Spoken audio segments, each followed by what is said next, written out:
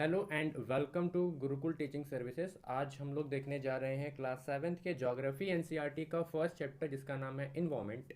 सबसे पहले हम आते हैं कि इन्वायरमेंट क्या होता है। तो जो भी चीज़ आपके आसपास है, जो भी चीज़ आपको सराउंड की हुई है, जो भी लोग, जो भी चीज़ें आपके आसपास है, उस चीज़ को आप इन्वायरमेंट कहते हो। आप किस प्लेस पे हो, आप किन लोगों के साथ हो, आपके आसपास कौन सी चीज़ें हैं, आपके आसपास कौन सा लिविंग ऑर्गेनिज्म है, वो सारी ही चीज़ें आपके इन्वायरमेंट में आती हैं। तो जो भी चीज़ें आपके आसपास हैं उसको आप जो भी चीज़ें आपको घेर के रखी है, जो भी चीज़ आपके आसपास हैं, उन्हें आप इन्वायरमेंट कहते हो।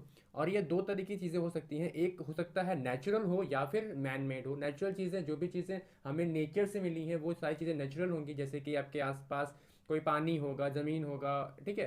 ये सारी चीज़ें क्या हैं आपकी नेचुरल सोर्स, नेचुरल हैं। और जो चीज़ें जैसे ह्यूमन ने बनाई है, इंडस्ट्री की मदद से जो चीज़ें आपको मिली हैं, लाइक चेयर है, कुर्सी है, लाइक चेयर है, टेबल है, आपका बेड है, ये सारी चीज़ें क्या है आपके अपने ह्यूमन ने बनाई है। तो ये दो तरीके का कंपोनेंट आपके आसपास मिलेगा, दोनों ही कंपोनेंट आपका इन्वायरमेंट में आता है। इसके अलावा और जो अलग अलग तरह के कंपोनेंट आ सकते हैं, जैसे नेचुरल में भी कुछ चीज़ें आपकी एबायोटिक हैं, कुछ चीज़ें बायोटिक है, कुछ चीज़ें लिविंग है, कुछ चीज़ें नॉन लिविंग है। तो जो चीज़ लिविंग है उसे आप बायोटिक कहते हो, जो चीज़ नॉन लिविंग है उसे आप एबायोटिक कहते हो। तो नेचुरल में अगेन दो सब डिवीजन आते हैं, एक आता है बायोटिक कंपोनेंट, एक आता है एबायोटिक कंपोनेंट। बायोटिक कंपोनेंट वो कंपोनेंट होता है जो चीज़ें आपके आसपास लिविंग फॉर्मेट में हैं, उसे आप बायोटिक कंपोनेंट में लाते हो। एबायोटिक कंपोनेंट में आपका आता है लाइक आपका वाटर है, वाटर में कोई लाइफ नहीं होती। आपका लिथोस्फीयर है, आपका लैंड सॉइल, इसमें कोई लाइफ नहीं होती। ये सारी चीज़ें क्या है तो नेचुरली ही ना। लाइक आपका प्लांट है, प्लांट तो आपका बायोटिक कंपोनेंट में आ जाएगा क्योंकि वो लिविंग है, लेकिन जो प्लांट की लकड़ी है वो तो नॉन लिविंग है, तो वो आपका आ जाता है एबायोटिक कंपोनेंट में। तो दो तरह की चीज़ें आपको मिलती हैं, एक बायोटिक कंपोनेंट, एक एबायोटिक कंपोनेंट। इसके बाद हम लोग आते हैं कि इन्वायरमेंट होता क्या है। इन्वायरमेंट एक्चुअली हमें एक बेसिक लाइफ सपोर्ट प्रोवाइड कराता है। अगर ये नहीं होगा तो हमें बेसिक लाइफ सपोर्ट नहीं मिल पाएगा। और जैसे कि हम जानते हैं कि एयर को हम ब्रीथ करते हैं, एयर आपके लिए कोई बायोटिक कंपोनेंट नहीं है, बट आपके लिए बहुत ही ज़रूरी है, ये आपके आसपास है। आप पानी पीते हो, आप ज़मीन पे रहते हो, तो ये तीनों ही चीज़ें आप देख रख सकते हो कि तीनों चीज़ें हमारे लिए बहुत ही इंपॉर्टेंट हैं और ये हमारे आसपास है। तो आप देख रहे हो कि इन्वायरमेंट हमें एक बेसिक लाइफ सपोर्ट प्रोवाइड कराता है। अब देखते हैं कि ह्यूमन इस पे क्या करते हैं। How do human being modify the natural environment. आपकी जो नेचुरल इन्वायरमेंट है उसको ह्यूमन बीइंग किस तरीके से अफेक्ट करते हैं। जैसे कि हमारा एयर है, तो आप जब गाड़ी चलाते हो, कार, बाइक, जो भी चलाते हो, तो उससे जो फ्यूम्स निकलते हैं, जो उससे धुएं निकलते हैं, उसकी वजह से आपका एयर पॉल्यूट होता है।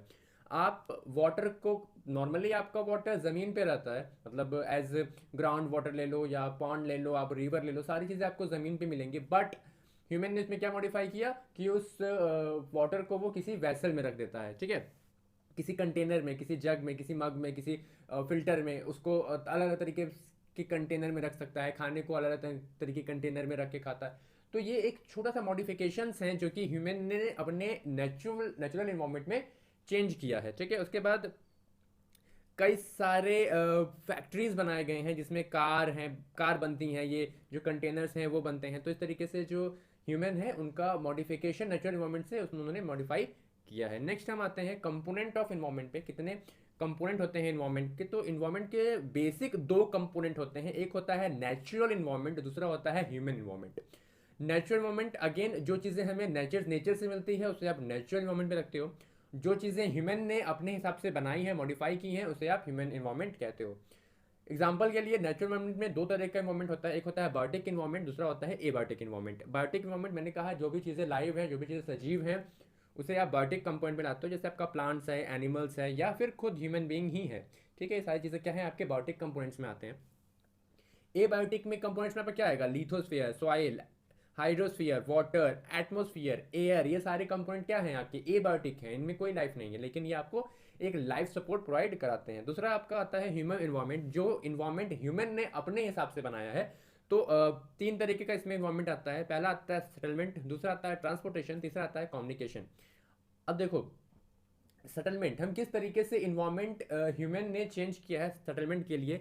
तो दो तरह का आपको सेटलमेंट दिख जाए, एक रूरल, एक अर्बन। रूरल यानी कि जो गांव का एरिया है वहां का आप इन्वायरमेंट देखोगे तो वो बिल्कुल ही अलग होगा अगर आप किसी शहर का इन्वायरमेंट देखोगे। तो ये दो बेहद ही अलग तरीके का इन्वायरमेंट आपको देखने को मिलता है। ये अलग अलग एरिया वाइज है, तो जैसे जैसे लोग वहाँ पे रहते हैं, जैसे सेटलमेंट वहाँ की है, इसके अकॉर्डिंग यहाँ पे आपको दो तरीके का इन्वायरमेंट दिखता है।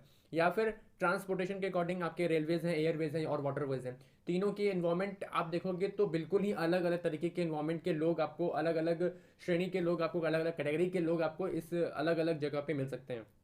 देन कम्युनिकेशन, आप बात करने के तरीके पे भी आपका एक अलग तरीके का इन्वायरमेंट बनता है। एक रेडियो या टीवी, आप एक बार कोई चीज़ टेलीकास्ट कर दिए, ब्रॉडकास्ट कर दिए, तो ये एक ही साथ कई लोगों से आप बात कर सकते हो। न्यूज़पेपर है, आपने प्रिंट कर दिया उसको, फिर जब जिसका मन करे उसको पढ़ सकता है। मैगजीन सेम कंडीशन, जब प्रिंट एक बार आपने कर दिया, फिर उसका जब जिसका मन करेगा उसको वो पढ़ लेगा। इंटरनेट, इस पर भी आपको एक पूरी ही अलग वर्चुअल वर्ल्ड दिखने को मिल जाता है। तो आपने देखा कि इन्वायरमेंट के दो बेसिक करेक्टर्स हैं, मतलब दो बेसिक कंपोनेंट्स हैं। पहला है नेचुरल, दूसरा है मैन मेड। नेचुरल इन्वायरमेंट जो कि नेचर ने हमें दिया है, ह्यूमन इन्वायरमेंट जो कि ह्यूमन ने खुद अपने हिसाब से मॉडिफाई किया है। ठीक है, नेक्स्ट हम आते हैं कंपोनेंट ऑफ इन्वायरमेंट पे अगेंस्ट। तो आप देखेंगे आपको बेसिकली तीन तरीके का इन्वायरमेंट दिख रहा है। एक नेचुरल इन्वायरमेंट, एक मैन मेड यानी कि ह्यूमन मेड इन्वायरमेंट, एक खुद ह्यूमंस। ठीक है, तो नेचुरल इन्वायरमेंट में क्या क्या आता है आपका? वाटर आता है, एयर आता है, लैंड आता है और लिविंग थिंग्स आते हैं, जितने भी लिविंग थिंग्स हैं। जैसे नेचुरल में वाटर यानी कि जितने भी आपके वाटर से रिलेटेड हैं, जैसे आपका सीज है, ओशियन है, पॉन्ड है, लेक है, ये सारे इन्वायरमेंट जो आते हैं आपके, वो आपका हाइड्रोस्फीयर में आ जाएगा। एयर से रिलेटेड जो भी आपका एयर एटमॉस्फेयर है, वो सारा आपका आ जाएगा एयर कंपोनेंट में। देन आपका लैंड, जितने भी आपको लिथोस्फीयर कंपोनेंट है वो सारे आपके लैंड में आ जाएंगे। और जब इन तीनों को एक साथ मिला देते हैं तो एक लाइफ इन्वायरमेंट बनता है, जहाँ पे लाइफ पॉसिबल हो सकता है। चौथा इन्वायरमेंट होता है आपका बायोटिक इन्वायरमेंट, जहाँ पे आपका ये तीनों ही इन्वायरमेंट को कंबाइन करके एक चौथा इन्वायरमेंट बनता है, जिसको आप बायोस्फीयर कहते हो। ये बायोस्फीयर का काम होता है आपके लाइफ को सपोर्ट करना। ठीक है, दूसरा मैंने बताया ह्यूमन मेड, जैसे कि आपकी किसी कोई बिल्डिंग में आप रह रहे हो, तो उस बिल्डिंग को आप सोसाइटी कहते हो। सोसाइटी में कई तरीके के लोग रहते हैं और वो एक अलग तरीके का इन्वायरमेंट होता है। आप पार्क्स में जाते हो तो पार्क्स में भी आपको एक अलग तरीके का इन्वायरमेंट मिलेगा। आप ब्रिज की बात कर लो, आप रोड्स की बात कर लो, आप इंडस्ट्रीज़ की बात कर लो, आप किसी मोनूमेंट्स की बात कर लो, आपको हर जगह पे एक अलग तरीके का इन्वायरमेंट देखने को मिल जाता है। अब तीसरा जो कंपोनेंट हमको मिलता है वो ह्यूमन कंपोनेंट है। इसमें आप कई तरीके के इन्वायरमेंट देख सकते हो। एक, वो खुद इंडिविजुअली कैसा है, एक इंडिविजुअली वो एक अलग तरीके का इन्वायरमेंट में वो रहता है, वो दिन भर क्या सोचता है, क्या करता है, ये एक अलग इन्वायरमेंट हो गया। देन उसकी एक फैमिली होगी तो वो फैमिली का इन्वायरमेंट अलग इन्वायरमेंट होता है। एक कम्युनिटी जहाँ वो काम करता है या पढ़ता है, स्कूल, लाइक आप लोग स्कूल में पढ़ते हो तो स्कूल का इन्वायरमेंट बिल्कुल ही अलग होता है। रिलीजियस बेसिस पे भी कई तरीके के इन्वायरमेंट होते हैं, लाइक हिंदूज, मुस्लिम, सिख, ईसाई। तो ये सारी चीज़ें आपको देख रहे हो कि अलग अलग तरीके का इन्वायरमेंट आपको देखने को मिलता है। कहते हैं ना कि हम भी हिंदू हैं, आप भी हिंदू हो, या आप भी मुस्लिम हैं, हम भी मुस्लिम हैं। इस तरीके से इन्वायरमेंट लोग बना के क्रिएट करके रहते हैं। देन एजुकेशनल पर्पज़ पे कि आप किस फील्ड से हो, आप साइंस फील्ड से हो, आप कॉमर्स फील्ड से हो, आप आर्ट्स फील्ड से हो, आप क्या करते हो, इसके बैकग्राउंड बेसिस पे भी, एजुकेशनल बैकग्राउंड बेसिस पे भी आप डिफाइन करते हो कि आपका इन्वायरमेंट अलग अलग हो सकता है। देन इकोनॉमिक, कोई बहुत ज़्यादा रिच है, कोई बहुत ज़्यादा पुअर है, इस बेसिस पे भी अलग तरीके का इन्वायरमेंट आपको देखने को मिल जाता है। देन पॉलिटिक के बेसिस पे भी, जैसे कि कोई जम्मू एंड कश्मीर का है, कोई तमिलनाडु का है, तो इन दोनों के इन्वायरमेंट में आपको बिल्कुल ही अलग तरीके का चेंज देखने को मिल जाएगा। तो ये कई तरीके के ह्यूमन मेड इन्वायरमेंट हैं जो कि ह्यूमन खुद बनाता है, या फिर उनसे कई सारे इवोल्यूशन के दौरान ये बन चुके हैं। तो आपको बेसिकली तीन तरीके के इन्वायरमेंट यहाँ पे आपको देखने को मिलते हैं। ठीक है, नेक्स्ट सबसे पहले हम आते हैं नेचुरल इन्वायरमेंट, जिसमें मैंने बताया आपका land, water, air, plants and animals आता है। Land, water, air, plants and animal, इसमें आपका बायोटिक कंपोनेंट भी है और एबायोटिक कंपोनेंट भी है। लेकिन आप ध्यान दो कि सारे के सारे चीज़ें आपके नेचुरल वे है, आपको नेचर देता है, आपको सनलाइट, हीट आपको नेचर देता है, आपको पॉन्ड, लेक, माइक्रोब्स, जो भी चीज़ें हैं वो सारे, लैंड, रोड, ट्रीज, सब कुछ आपको इन्वायरमेंट देता है। तो ये सारी चीज़ें क्या हैं? आपका नेचुरल इन्वायरमेंट है। नेचुरल इन्वायरमेंट, सबसे पहला लैंड आता है। तो लैंड में, लैंड के इन्वायरमेंट को हम लोग लिथोस्फीयर कहते हैं। अगर इसके बारे में आपको डिटेल पढ़ना है तो मैं क्लास 6 के चैप्टर में पढ़ाया हुआ हूँ, आप जाके वहाँ से पढ़ सकते हैं। फिर भी मैं आपको एक छोटा सा समरी यहाँ पे बताऊँगा। लिथोस्फीयर क्या होता है? आपका टॉप लेयर ऑफ अर्थ, आपका जो अर्थ सरफेस है उसका जो टॉप लेयर होता है, जो क्रस्ट की लेयर होती है, उसे आप लिथोस्फीयर कहते हो। और ये बना होता है आपका रॉक, मिनरल से, और कवर्ड होता है एक थिन लेयर ऑफ सॉइल से। मतलब नीचे आपका कई सारे रॉक्स होते हैं और मिनरल्स होते हैं, और उसके ऊपर एक थिन लेयर ऑफ सॉइल होती है, जिस जो पूरे आप लेयर को, उसको आप क्रस्ट कहते हो, और यही आपका top layer of the earth होता है, जिसको आप लिथोस्फीयर कहते हो। और ये कई इरेगुलर सरफेस और का होता है, जिसकी वजह से कई तरीके के लैंडफॉर्म्स बनाता है, जैसे कि आपका माउंटेन्स है, प्लेट्यू है, प्लेन है, वैली है। तो ये तरीके के देख रहे हो कि कई तरीके के लैंडफॉर्म्स बना रहा है। माउंटेन्स आपका बहुत ऊंचा ऊंचा हो गया, वैली थोड़े छोटे हो गए, प्लेट्यूज और छोटे हो गए, प्लेन्स बिल्कुल ही सपाट एरिया। तो ये आपका क्या है कि ये जो लैंडफॉर्म है ये इसके इरेगुलर सरफेस की वजह से कई तरीके के लैंडफॉर्म्स बनाता है। उसके बाद ये जो लिथोस्फीयर है ये आपको फॉरेस्ट प्रोवाइड कराता है, ग्रासलैंड प्रोवाइड कराता है, आपको एग्रीकल्चर के लिए लैंड प्रोवाइड कराता है, और तो और ह्यूमन सेटलमेंट आप जहाँ रहते हो वो भी आपका लिथोस्फीयर पे ही बना है। आपका घर जो सॉइल में बना है वो लिथोस्फीयर ही कहलाता है। तो आप देख रहे हो लिथोस्फीयर हमारे लिए कितना इंपॉर्टेंट है।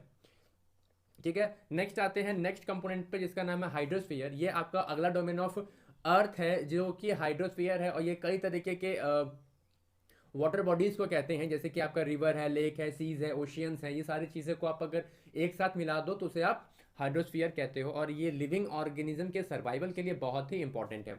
नेक्स्ट कंपोनेंट आपका आता है एटमॉस्फेयर। एटमॉस्फेयर मैंने बताया था कि जो एयर की एक लेयर होती है, ठीक है, और वो अर्थ सरफेस को पूरे तरीके से कवर्ड करके रखती है, और इसके कई सारे लेयर्स होते हैं। ये मैंने आपको अगेन क्लासेस में पढ़ाया है, आप जाकर डिटेल्स वहाँ से पढ़ सकते हैं।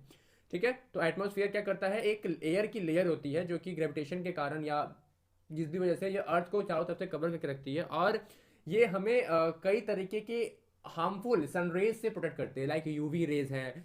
तो यूवी रेज से बचाने का हमें कौन करता है, ओजोन लेयर करती है। ओजोन लेयर क्या है, एक एटमॉस्फेयर की एक लेयर है, ठीक है।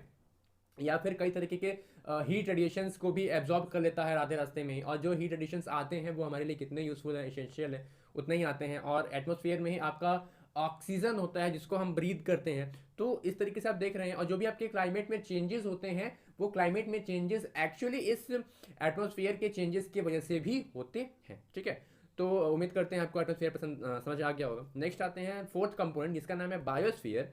आप लैंड, वाटर, सरफेस तीनों को मिला दो तो तीनों ही मिला करके एक लाइफ की पॉसिबिलिटी क्रिएट करते हैं। तो जिस एरिया में आपका लाइफ की पॉसिबिलिटीज होती है उस एरिया को आप बायोस्फीयर कहते हो। जहाँ पे लाइफ होता है उस एरिया को आप बायोस्फीयर कहते हो। बायो का मतलब ही होता है लाइफ, स्फीयर मतलब सर्कल, तो वो सर्कल जहाँ पे आपका लाइफ हो सकता है उसे आप बायोस्फीयर कहते हो। ठीक है, नेक्स्ट हम आते हैं व्हाट इज इकोसिस्टम। इकोसिस्टम क्या होता है, तो इकोसिस्टम एक large community of living organisms होती है, जिसमें आपके प्लांट्स भी आते हैं, जिसमें आपके एनिमल्स भी आते हैं, जिसमें आपके माइक्रोब्स भी आते हैं। ठीक है, जैसे किसी स्पेसिफिक एरिया में कितने प्लांट्स, कितने एनिमल्स, कितने माइक्रोब्स रहते हैं वो सारे को आप मिला दो तो उसे आप इकोसिस्टम कहते हो। सिस्टम क्यों कहते हो, क्योंकि कहीं ना कहीं से आप या कोई और डिपेंडेंट है एक दूसरे के ऊपर फॉर देयर सर्वाइवल। जैसे एग्जाम्पल के लिए अगर प्लांट नहीं होगा तो ऑक्सीजन कौन बनाएगा, क्योंकि प्लांट ही वो ऐसा ऑर्गेनिजम्स है जो कि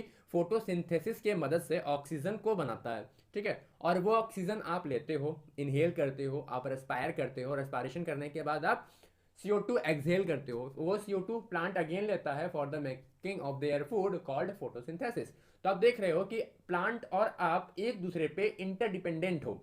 अगर आप कार्बन डाइऑक्साइड नहीं दोगे तो प्लांट फोटोसिंथेसिस नहीं कर पाएगा। अगर प्लांट फोटोसिंथेसिस नहीं करेगा तो वो ऑक्सीजन नहीं बनाएगा, तो ना आपका सर्वाइवल ना उसका सर्वाइवल। ठीक है, तो आप दोनों को सर्वाइव करने के लिए दोनों का रहना जरूरी है, दोनों का काम करना जरूरी है। ठीक है, इसी को आप इकोसिस्टम कहते हो। और ये कई तरीके के इकोसिस्टम हो सकते हैं, जैसे किसी माउंटेन का अलग इकोसिस्टम होगा, किसी डेजर्ट का अलग इकोसिस्टम होगा, किसी फॉरेस्ट का अलग इकोसिस्टम होगा, किसी ग्रासलैंड का अलग इकोसिस्टम होगा, किसी लेक का, रिवर का, किसी सिटी का, किसी स्टेट का, अलग अलग तरीके का इकोसिस्टम होता है। नेक्स्ट आते हैं हम ह्यूमन इन्वायरमेंट पे। ह्यूमन इन्वायरमेंट क्या होता है, तो बात ऐसी है कि जब बहुत साल पहले जब ह्यूमन सर्वाइव करना सीख रहा था तो ह्यूमन ने ये सीखा कि जो उसके पास चीज़ें अवेलेबल है नेचुरली उससे वो कैसे सर्वाइव कर सकता है, जो कि बाकी सभी लिविंग ऑर्गेनिजम्स करते हैं। ठीक है, लेकिन जैसे जैसे ह्यूमन की रेस आगे बढ़ी तो ह्यूमन को वेरिएशन चाहिए था।